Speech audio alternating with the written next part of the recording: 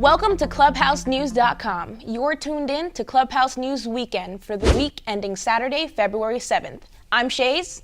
And I'm Sebastian. February is Black History Month, celebrating the accomplishments of African Americans throughout the history of the United States.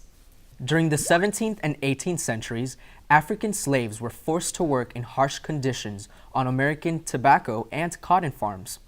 Then President Abraham Lincoln proclaimed the freedom of slaves with his Emancipation Proclamation in 1863, during the American Civil War between the Union forces of the North and Southern Confederates. The Union succeeded in defeating the 11 slave-owning states in the Confederacy, bringing them back to the U.S. and making slavery illegal. However, blacks were still treated unfairly across the nation for decades to come, unable to vote and discriminated against. Thanks to the efforts of civil rights leaders like Martin Luther King Jr. in the 1960s, African Americans secured equal protection with laws like the Civil Rights Act of 1964 and the Voting Rights Act of 1965.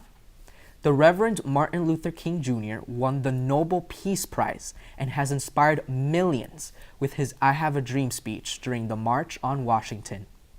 Then, ever since 1976, Black History Month has honored groundbreaking African Americans in February, like Rosa Parks, who was arrested after refusing to move to the back of the bus for a white passenger in 1955, Jackie Robinson, the first black Major League Baseball player, Thurgood Marshall, the first black Supreme Court justice, and of course, President Barack Obama, the first black president. Next, we have President's Day on February 16th, which happens near the birthdays of Abraham Lincoln and George Washington. Originally, the holiday was called George Washington's birthday, honoring his birth on February 22nd, 1732. Washington was a military commander who led the American Revolution forces to victory in their war from independence from Great Britain.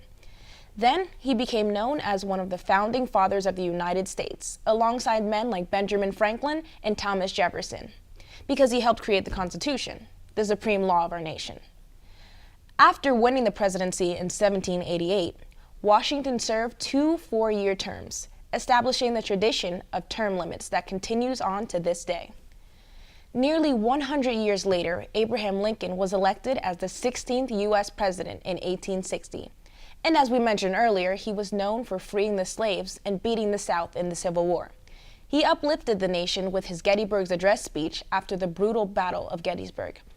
And his Union forces won when Confederate General Robert E. Lee surrendered on April 9, 1865, to Union General Ulysses S. Grant, who was later elected as the 18th American president.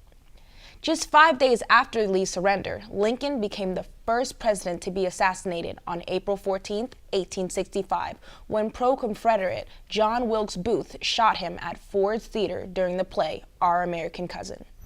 Speaking of presidents, Obama has definitely been busy this week, hosting German Chancellor Angela Merkel at the White House and proposing a $4 trillion budget that would tax banks and the wealthy. On February 9th, the leader of Germany met with Obama at the White House to come up with strategies on climate change, trade growth, and limiting the influence of foreign threats like the Islamic State in Iraq and Syria and Russian President Vladimir Putin.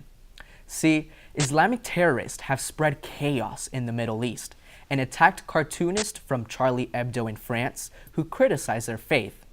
Meanwhile, Putin is flexing military power in Ukraine, encouraging rebellion and conflict.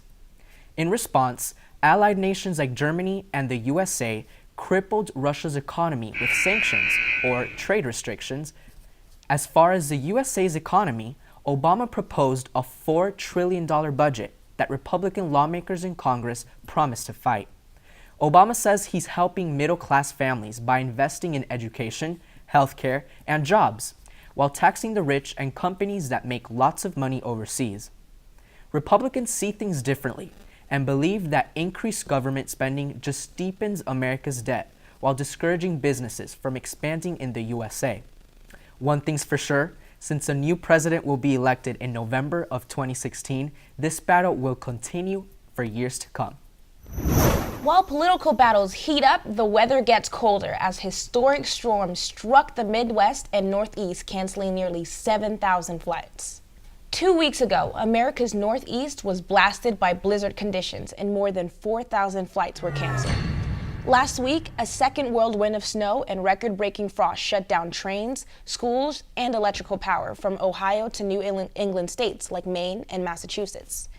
Not only was the first day of February the snowiest in Chicago history, Boston's 7-day total of 34.2 inches was the most snow it had since weather records began in 1891. Scientists from NASA recently announced that 2014 was the hottest year on record due to man-made pollution trapping the sun's heat like a blanket. And they believe this climate change is also triggering wild, wintry storms by weakening the barriers that usually keep the frost in the Arctic.